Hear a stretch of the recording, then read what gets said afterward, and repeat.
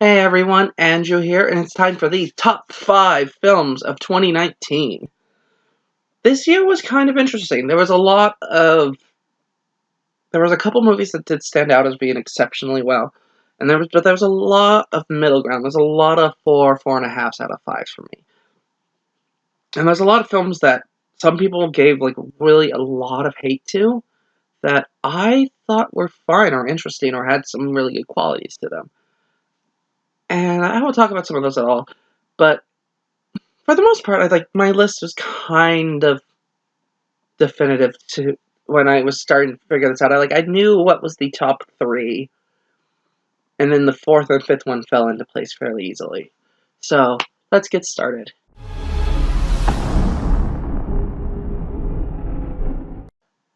So this year we were blessed with 5 live-action Disney remakes.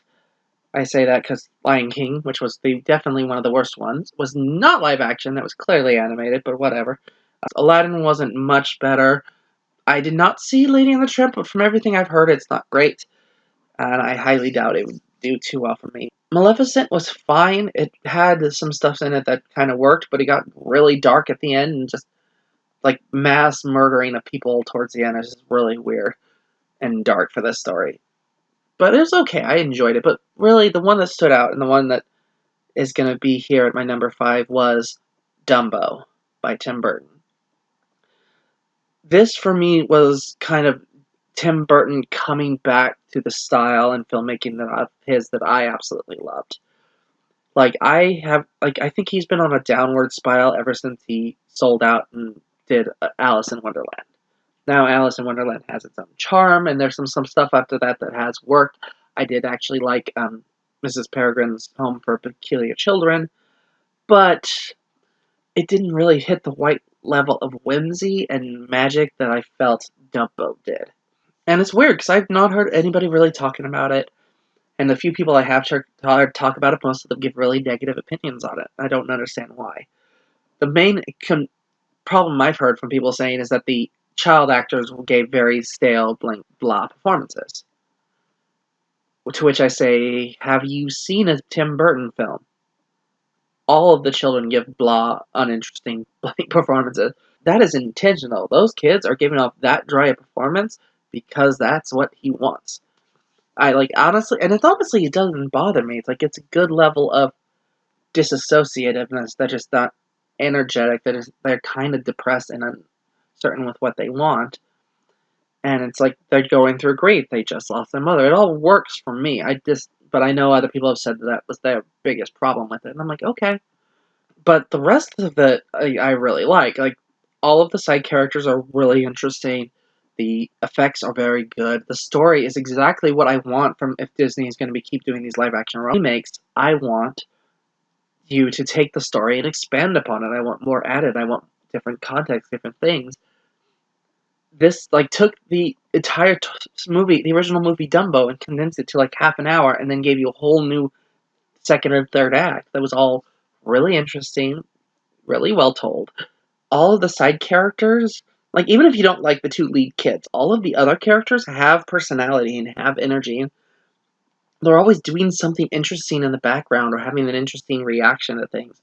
I really like the idea, and this thing that didn't really even get well fleshed out even in the movie, of the idea that Danny DeVito's character, the leader of the circus, pretends he has a twin and he plays both parts, but he knows he's only him, and even Michael Keaton knows that, and it's this idea that he's pretending to be the brothers, and it's actually just him. I'm like, that's something really interesting.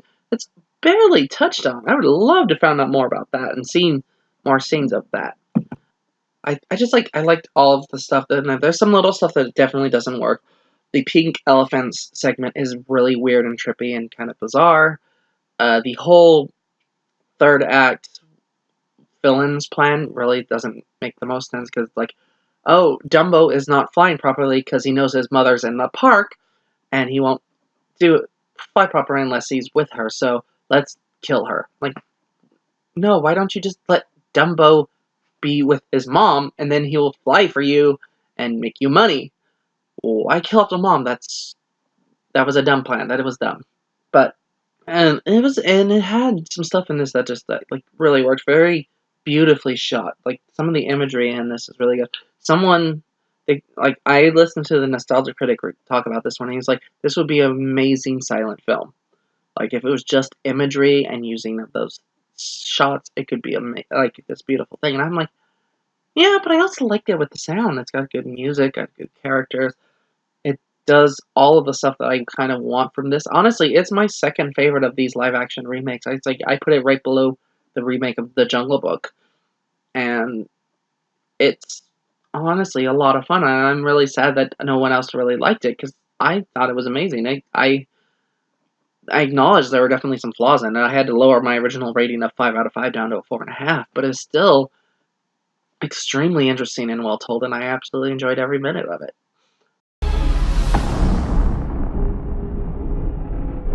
Frozen 2. This one, honestly, this one surprised me how much I liked it. Because I'm not a fan of the original. I don't hate it. I don't think it's a bad film. I, but, like, I did that top 5 best and worst of Disney, and I had to cut out a good 8-minute rant about what I disliked about Frozen because everyone loves it, and all these people praise it, and I don't like it. It doesn't do anything for me. I like Elsa, and I kind of like Olaf, and that's the only things in the entire movie I like. The rest of it was just like, ugh. So I started getting weirded out because they started showing these previews for Frozen 2, and I remember the previews for Frozen 1, and I did not care, like, at all. Like, the only time I even sparked an interest was when they showed Elsa the first time, and I was like, oh, she might be interesting. But then they kept showing more trailers, and I was just like, I got less and less. This one, like, from the first trailer, I was kind of like, this looks kind of interesting. This looks like there's something going on. Because like that first shot where it looks like she's on an abandoned island and she's trying to escape and the water's trying to keep her there was interesting. And I actually started to get hype and I got to see it and I was impressed. I thought it was an extremely well made film. The music in it was very good. The story in it was really good. The characters are fully fleshed out, full range characters. The interactions they have with each other is amazing. I absolutely love Anna and Elsa's relationship in this and how much it's grown. Like, one of the best things in the world is just Anna trying to protect Elsa, and then Elsa getting mad at Anna for putting herself in danger. She's like, you don't go running into fire after me. And then Anna's like, if you don't want me to do that, then stop running into fire. And it's like, yeah, that works really well. And there were some story elements that worked really well. The only thing I can kind of complain about, and I've heard some people complain about, and I agree, the pacing of this one is rushed. It feels like it doesn't let itself linger at anything. It just keeps going and going and going and rushing towards the end, and that kind of harms it a bit, but it doesn't ruin the film for me. Uh, one of the other things that I've heard, one of the things you have to come to grips with when you're watching this one is that there is no good villain reveal twist in this one. The person who is the villain of the whole story, you can guess is the villain right away. Because the second that they mentioned the dam that was built, you're like, all right, whoever built the dam is evil. Got it. So that twist does nothing for you. And then there is no let it go moment. There's a couple songs that try to hit that, but none of the songs hit that level of power and majesty and amazing. And that's okay. We don't need another Let It Go. We have Let It Go. If you want another Let It Go, or the closest we're gonna have is the one from Moana.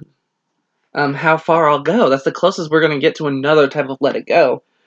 And you have Into the Unknown in this one, which is strong, and is sung beautifully. But it's not Let It Go, and there's not gonna be another Let It Go, and that's okay. We don't need another one. We have the one. They can still make good, interesting stories, and there's still good, interesting stories and things to do with this character. The thing that I will say that I'm happy about is there's no Love is an Open Door in here for me. Because I hate that song. That song drives me up a wall. I cannot stand it. So, like, when I went and saw the Disney California Adventure version, and they sing that song 3 times, I hate that show. I've only went to see it once, and I never want to see it again. But there's none of this. The closest you get is Kristoff's reindeer song, where he's singing about feeling like Anna keeps leaving him behind, and it becomes full 80s rock ballad levels, and there's even an homage to Bohemian Rhapsody by Queen in there, and it's like, no, I actually really like that. That's a lot of fun and really interesting. I super loved it. One of the things that drives me nuts is that when you get to the end of the story, Anna is made queen and Elsa stays with the tribe, and doesn't I don't really understand why. I understand she connected more with the nature and this stuff and the other, but she doesn't have to not be queen. She can still be the queen. That's no reason that she has to give up her queenship of Arendelle to become a tribesman. I don't know. Now, I can totally understand someone else being like, this is not as good as Frozen. There's not things that don't work in this. There's a lot of this, that, and the other. That's fine. You don't like it, you don't have to like it. I enjoyed it. I thought it was really good. I had a lot of fun with it. I thought it was interesting. It was a good continuation. I think the character's better. Nobody got on my nerves in this one. And I'm very happy with it, and I would love to see a third. It makes me actually excited for there to be more. That's all I can really hope for from a sequel to a movie I didn't particularly like. I mean, it's not the first time that's happened. That happened with Toy Story. And I'm like, if Frozen 3 is as good as Toy Story 3, then I'm in heaven. It's like, that's fine. I will gladly have it get better and better for me.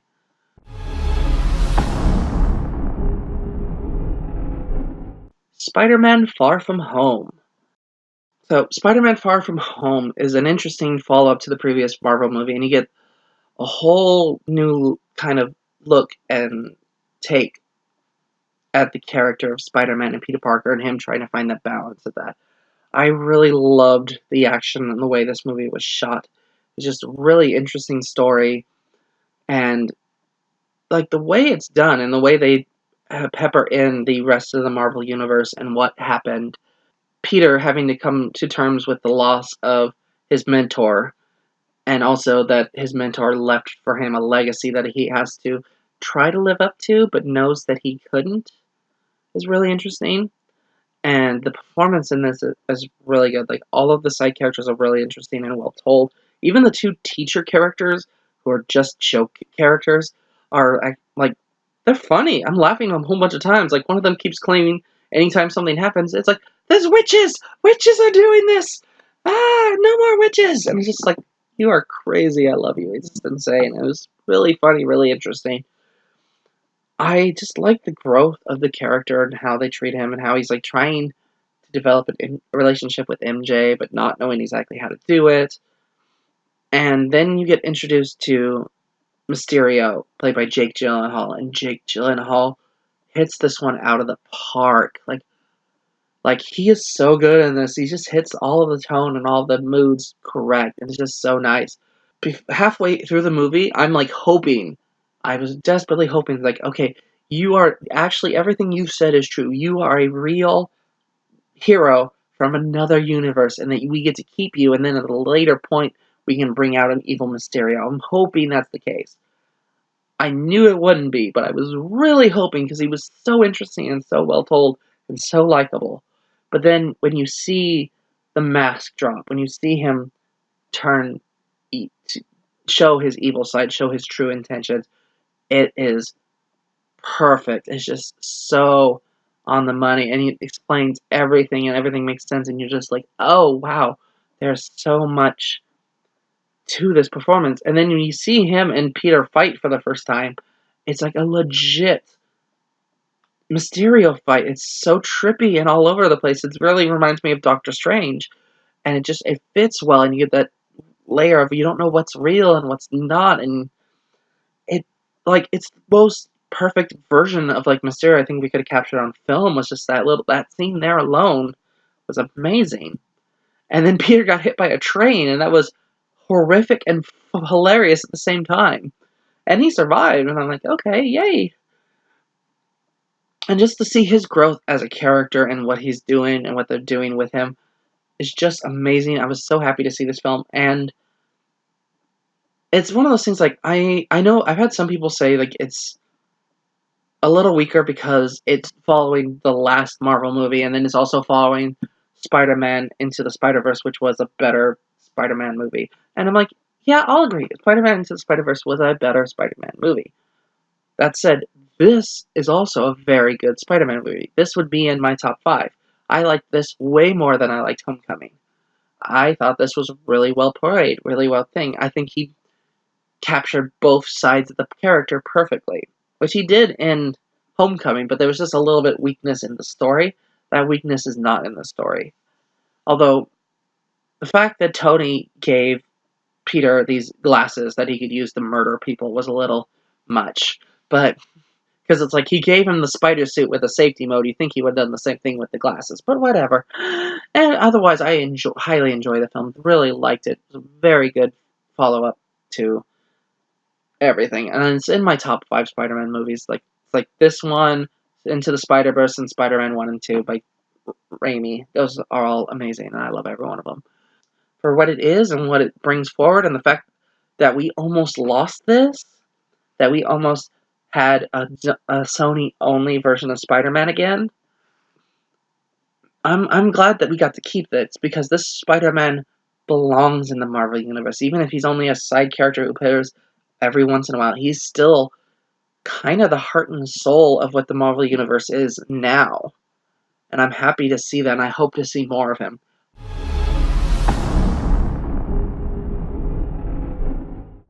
So, this one is going to be an odd one, because I don't know how many people have heard of this one. Because it's not an American-made film. It is a Korean film. It's called Extreme Job. And because it's Korean and not everyone's probably heard of this, and then that and the other, I'll go a little bit over the plot. So, you have this police task force that are the drug squad. They just basically go after the drug dealers and things of that nature. And they are all a bunch of screw-ups, goofballs who try, basically, like, you're introduced to them in the goofiest way, where, like, they're all getting lowered down to the window, and they're supposed to come crashing through the window and start arresting people, but they can't get off their seats, so they're just both sitting in the seats and holding out the guns, like, everyone surrender! And they're like, why would we do that? It's like, what? It's like, you're supposed to come crashing through, and they're like, we don't have the budget! We can't afford the property damage! And they end up doing this chase with him, and they, like, cut him off with a Segway, and then he gets hit by a car, and then that car gets hit by another car, and they end up costing the city more damage and more money. And it was just like, oh, okay. So they're, like, on the outs with the police chief, and they have to, do a big task to get back into good graces. And they're like, okay, we know there's this big drug dealer coming in, and we know this person is one of his lieutenants. We need to get eyes on him. So they set up trying to watch him, and they're, like, on the roof across from the way, and in the car, and they keep getting kind of spotted. One of the guys, they think he's a peeping Tom because he's looking through binoculars at this building, and there's a woman that was changing in one of the other rooms, and it's like, no. And they end up all the time eating at this chicken restaurant nearby, and it's like, the guy owning the chicken place is like, gives them free food. He's like, you're my only customers. I, like, literally, like, you and occasionally the people from across the way occasionally order food. And it's like, we need to get someone in to get, bugs put in so we can hear what's going on. And it's like, wait, he just said they ordered a chicken from here. So the leader of the police squad uses his commission, all of his retirement money, to buy this chicken restaurant.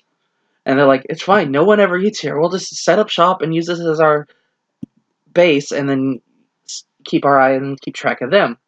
And it's like, no one ever comes in here, we'll be fine. Immediately the doorbell rings and a group of people come in. And they're like, oh, we gotta make them chicken.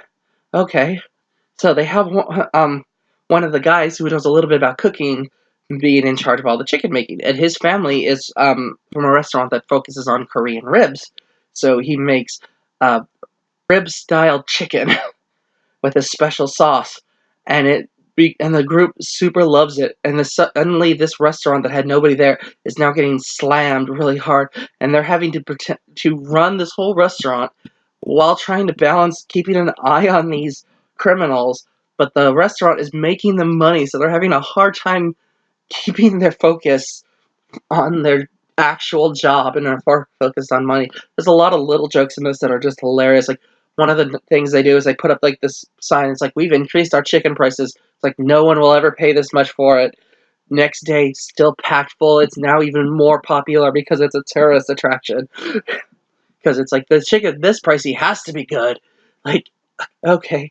One of my favorite things in the story is like, the husband brings home a Gucci bag, one of the paper bags, and it's always just filled with nothing of interest, and the wife always gets sad.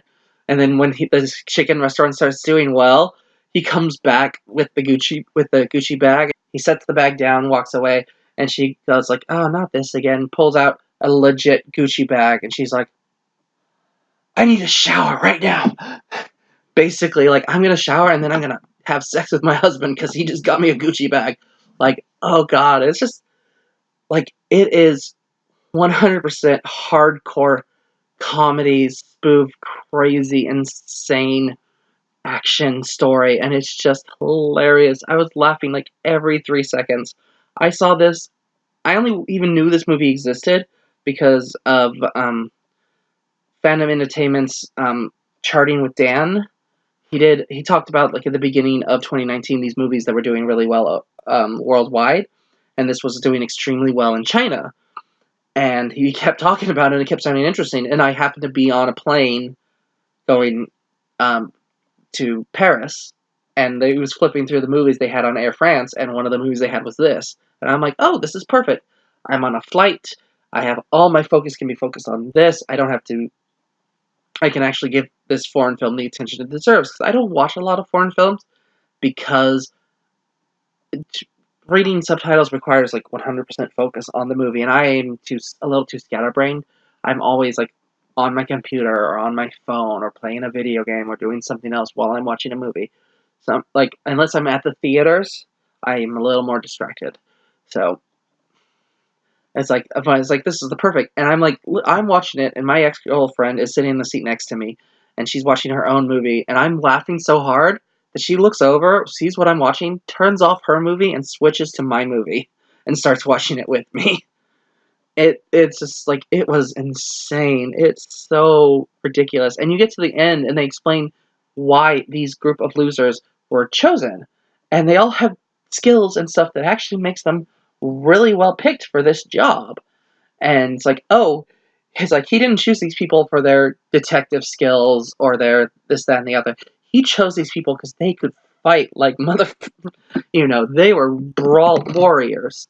And it's like, it almost feels like a Deus Ex Machina a little bit, because like, there's no explanation that they have these skills in the beginning. But then you get to the end, it's like, oh, he is a black belt judo master. She won nationals for kendo. It's like, and this guy, it's like, he was a professional baseball player. It's like, what does that mean? It's like, he's been hit in the head so many times he doesn't feel pain. Like, oh, like, and it's like, okay, so and one of them is like going into the fight, and he had to test one of the products, so he is high as a kite fighting people. It's so funny. Like, I love this. This was one of my favorite things I've ever seen. Honestly, like, if you've seen this, or you've seen some Asian, Korean goofball comedy that's like this, please tell me in the comments. Give me some suggestions. I would love to see more like this. This movie was hilarious. It made my entire day. Just thinking about it today is making me laugh so hard. I loved every minute of it. Highly recommend if you haven't seen it, which most of you probably never even heard of it. Do please try to check out Extreme Job.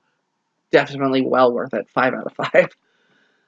On to honorable mentions. So, there was a lot of really good 4.5 solid movies this year. Toy Story 4 was really amazing. Maybe not as good as Toy Story 2 or 3, but it had some stuff in it, and it helped for me fix the depressing part that I always had with the ending of Toy Story 3, where everyone else is happy except for Woody, who is alone. This kind of fixed that, though now Woody is alone, but with Bo. Still enjoyed it, highly liked it, really liked it. Detective Pikachu was amazing, really well animated. Like, the fact that they were managed to make a creature that seemed so real and so fake at the same time, and that it was so cute and funny and interesting. I just loved that movie. Really lots of fun, really well told. I do want to recommend Rocket Man. the Elton John movie with Taron Egerton as the lead. He does an amazing job of the performance. He just won a Golden Globe for it, and I recommend it. Not so much for the story, but for the music, because every single one of the musical numbers in this is amazing. Like when I watched it the first time, I wasn't super impressed. I'm like, the story is fine, but then I didn't think any of the songs really stood out or did that great. But when like 6 months later, I just had this strong, desperate desire to rewatch it just for the musical bits. So I fast forwarded through the dialogue and I just watched all of the music parts, and every single one of those was amazing. Just really interesting, well shot, well choreographed, really bizarre, unique musical numbers. My favorite one is when he does his first live performance and he does Crocodile Rock, which is my favorite Elton John song, and he gets to the near the end of the song, and his feet lift up off the air, and he is just floating, and the crowd lifts off the air, and they're all floating, and they're caught in this moment. Just amazing, really interesting, really well told. Uh, I really liked Us by Jordan Peele. Not as good as Get Out, but it had some really good creepiness to it, some really good vibes to it. Honestly, if this movie had cut out like the first 10 minutes, like if it started with them at the beach and gone from there, I would have thought this movie was amazing. I think that first few 10 minutes was not very good. It made the twists really obvious. Like I 100% saw the big finale twist going from the second that there were two of them on the screen. I'm like, oh. And then the fact that when you first are introduced to this family, they're all acting really weird doesn't help. Like from the beach scene on, they're normal and they're like real people. But that first little chunk with them getting into the house was really off-putting. But I like the rest of the movie, so I really do enjoy it. I really liked Alita: Battle Angel. I think it's the best adaptation of an anime into a live action. You know, it's a little generic, but then again, the story it's based off is a little generic. It's based off a story that everything's kind of copied. So if you've seen animes, you've seen stuff based off of this a little bit. I really liked Isn't It Romantic with Rebel Wilson. It's a really good rom-com where she's stuck in a romantic comedy thing. So everything kind of works against it, and this, that, and the other. It's just really funny for her. I wish she would do more movies like this and less movies like Cats. Terminator Dark Fate was like the best Terminator movie in years. Not as good as the first two, but if you go into there expecting that, you're never going to be happy with the Terminator film. I enjoyed this. I liked a lot of it. There was less comedy, more seriousness. It had a lot of stuff that worked really well with it. I really liked It Chapter 2. It was a little bit long and had some bad choices, but for the most part, I enjoyed it. I do recommend A Beautiful Day in the Neighborhood. It's Tom Hanks playing Mr. Rogers as he gets interviewed for this big, important presentation, and it's really more focused on the guy giving the interview, but Tom Hanks' performance in it is just amazing. He captures Mr. Rogers' essence very well. Like if it's a choice between this one and Won't You Be My Neighbor, the documentary, highly recommend the documentary, but they pair well together. And I also kind of like comparing like Tom Hanks' performance as Mr. Rogers versus his performance as Walt Disney, because they're similar kind of characters. I think he got the spirit of Mr. Rogers well. I think he fully encapsulated Walt a little bit better because he had both the negative parts and the good parts of Walt in him. I also, like, one of my absolute favorite movies that was like a made-for-TV little animated film called Steven Universe the Movie. So Steven Universe is a really good kids show that's all about this young boy who has a gem in his stomach that was his mom's, and he has all of these adventures, and it's all like the movie come out. It's like basically the end after 5 seasons of the show, and it's all set like a couple years after the finale of the series. And he's a little bit older. He's now a teenager, and someone's threatening him to come and kill his family and to erase everyone. And it's so well told, and it's almost an opera because it's almost entirely music, and all of the songs are great, and all the characters are great. It's just like it encapsulates the show so well, and it feels like a continuation of the show, and it feels amazing. It feels like one of the best things I've seen ever, and I just absolutely loved it. And it was, I still have some of those songs from there stuck in my head forever because they were just amazing. And then I kind of have to talk about Star Wars: The Rise of Skywalker. I liked this film. I didn't love this film. I liked it more than I liked The Last Jedi, but I think the flaws in this one were a lot more obvious and a lot more detrimental than they were in Jedi. It's that thing of because Last Jedi was in my top 5 for that year it came out, and Force Awakens would have definitely been in my top 5 for the year it came out if I'd been doing this back then. But looking at this one, looking at the stuff that's done, it's like there's some stuff that's really well done and really interesting. Like the sword fights and all that stuff has been amplified to a good extent. The final big arc fight stuff is actually fairly interesting and pretty good. There's some stuff in this I do not like, and I can flat out say I hate the fact that they introduce and they bring back Emperor Palpatine.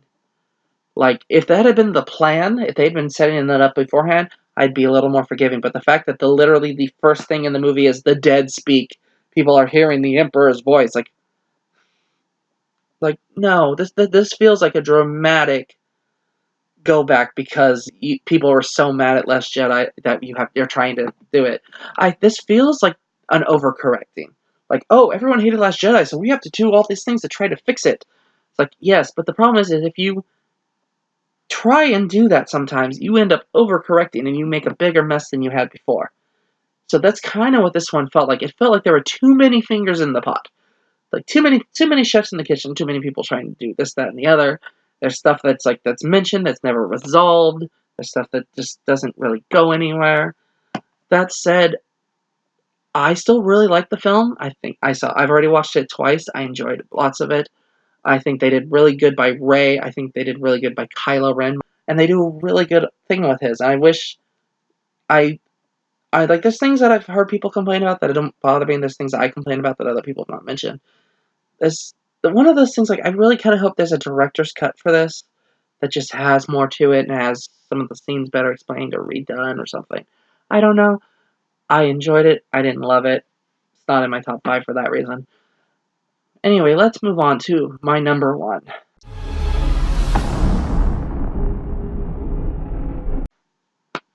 Avengers Endgame. Because of course it's Avengers Endgame. Avengers Infinity War was my number 1 last year. Of course it's my number 1 this year. I loved this film. Everything about this film was amazing to me. I loved the way it was shot, the way the directors went with it. The beginning half is a little slow and a little too much of the setting up the time heist part. But once it got going pretty good, and it was really interesting, and it's like you got so many dynamics going, so much of interest going. The time travel is a little funky, but time travel always is. I did a whole thing about this when I did my top 5 Marvel movies. If you want to watch it, you can watch it from there. It's but it's basically like they tried to overcorrect tried to make it so that nobody could question their time travel, and in thus doing so made it so we all questioned every single aspect of their time travel. But honestly, if just the characters, the growth, the things that we got to see, the emotional impacts that we got to see from all of them. I'm a little sad with what they did with Black Widow, but it does fulfill her arc. It does give her the thing that she really wanted, which was the red off her ledger. That is no longer. She sacrificed herself to bring back everybody. That was a noble sacrifice. That was a hero thing to do. Some people are like, Hawkeye should have done it. It's like, yes, maybe. But honestly, Widow would never let him do that because she would not want his wife and family to be without him. So her fighting him and the fact that they made that big of a struggle was a thing. But one of the things I kind of questioned and sitting there going, you have to sacrifice something. So I don't know if someone sacrificing themselves counts. That was one of those weird little things where it's like it made sense when Thanos threw off Gamora, but it doesn't necessarily make sense the other way. I will say though, if nothing else, last half hour of this film, when Thanos shows up in the present, Avengers mansion gets destroyed, and you just have Cap, Iron Man, and Thor looking at him and going, I guess we gotta go fight him. Yep. And then they go out and they do it, and it's one of the best action scenes.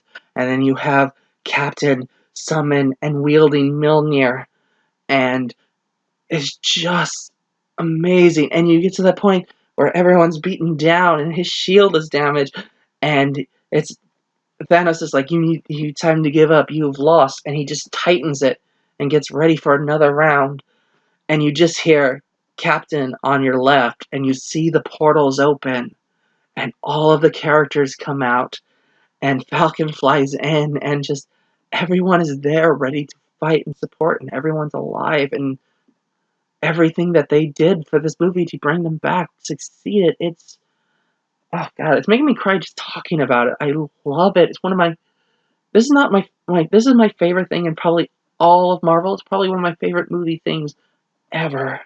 It's a beautiful, amazing scene. Yeah, I cannot praise this movie enough. I know it's got some stuff that doesn't work. I know it's got some flaws. It's a little too long. I don't care. The things that you do in this movie are amazing. Shut up and take my money. If you keep making movies like this, I will continue to watch them. Gosh dang. How did the Russos do this? How did Marvel do this? 10 years. 10 years of amazing, perfect films.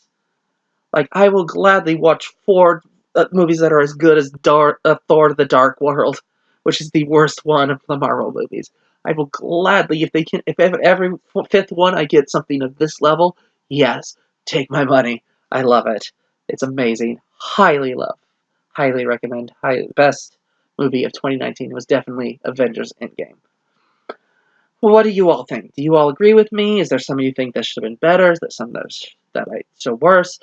Do you have a movie like Extreme Job, of this weird, fun, goofy Asian film that you highly recommend to me? I've only really had this and Kung Fu Hustle and Shaolin Soccer, so please, I would love more. Let me know in the comments below. I will be doing my top 10 best and worst of the decade in the next week or two. Other than that, happy reading. Enjoy those films, and I'll see you all later. Bye.